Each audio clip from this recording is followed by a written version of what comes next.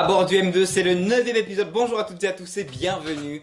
Je suis très heureux de vous retrouver à bord du M2. On va partir sur la liste des stations et l'aménagement de toutes les stations de la ligne du métro M2.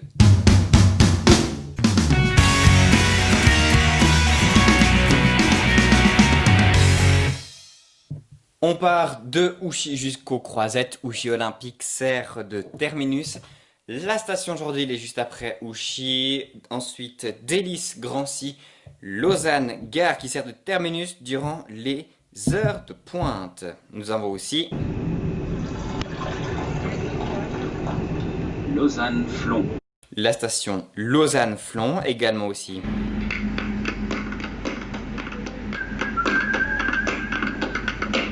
Riponne, Maurice Béjart. Mais aussi plus loin, le métro passe sur le pont Saint-Martin.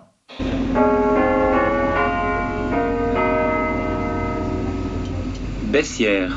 Sous le tunnel de la Langalerie, on peut rejoindre la station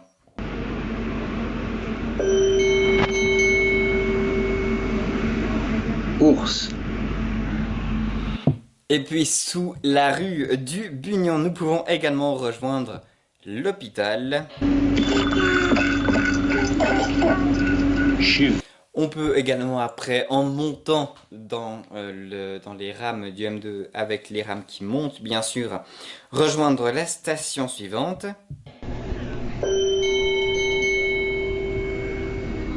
Sala. La station qui sert de terminus durant les heures de pointe. On monte sous la route de Berne.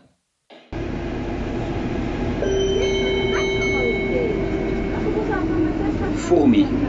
On va arriver à la station où se trouve le garage atelier du métro M2.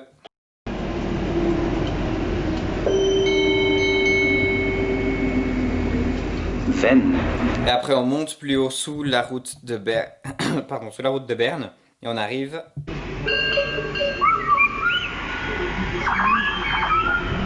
Croisette. Station terminus de la ligne. Et puis il y a évidemment le retour, c'est toutes les mêmes stations sans problème.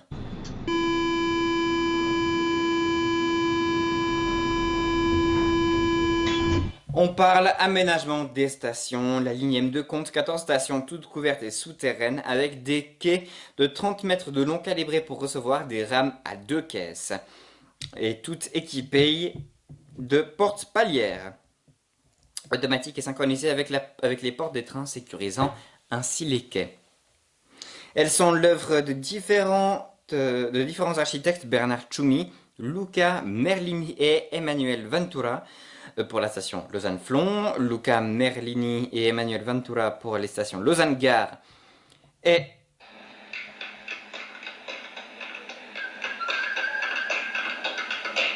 Riponne, Maurice Béjart. Architram et Emsch plus Berger pour les stations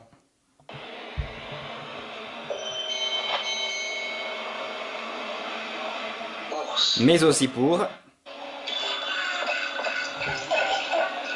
Chuve. également pour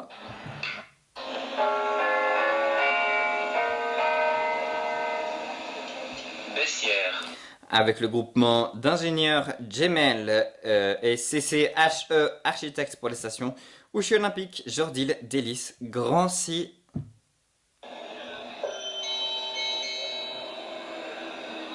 Sala.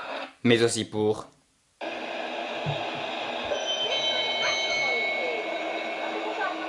Fourmi.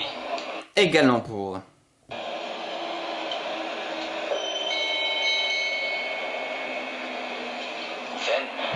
et enfin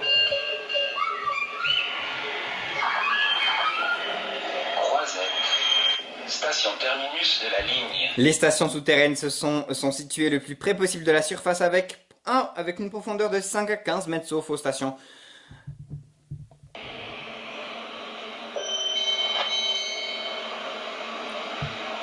Ours. et aussi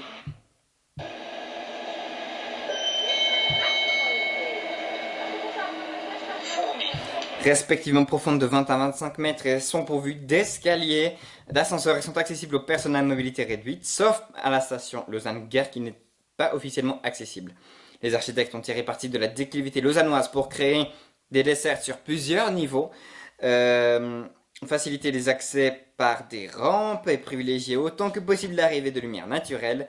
Toutes les stations sont équipées de caméras de surveillance dans un but dissuasif, de protection, et des interphones permettent de communiquer avec le PCC et de distributeurs automatiques de titres de transport identiques à ceux présents sur l'ensemble du réseau TL. Les stations sont fermées quand le métro ne circule pas entre 1h et 5h15 du matin environ.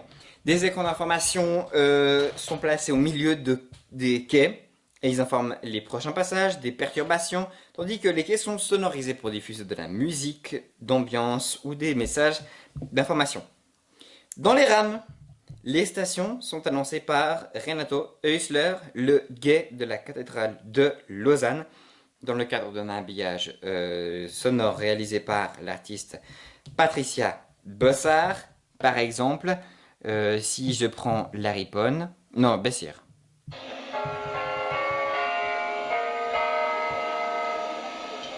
Bessières. Le jingle, c'est donc Patricia Bossard qui l'a créé. C'est les cloches de la cathédrale et la voix masculine, c'est bien Monsieur Häusler, le guet de la cathédrale de Lausanne.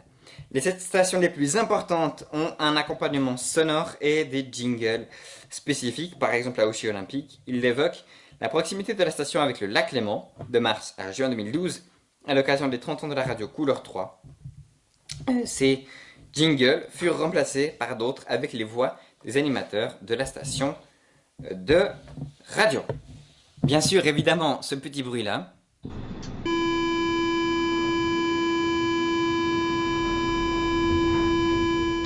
c'est le système automatique Urbalis 300 d'Alstom qui l'a c'est le son du système d'automatisme. C'est la fin de l'épisode 9, merci beaucoup de nous avoir suivis. L'épisode 10 est consacré à l'anniversaire du métro M2 pour ses 10 ans. On se retrouve donc la semaine prochaine.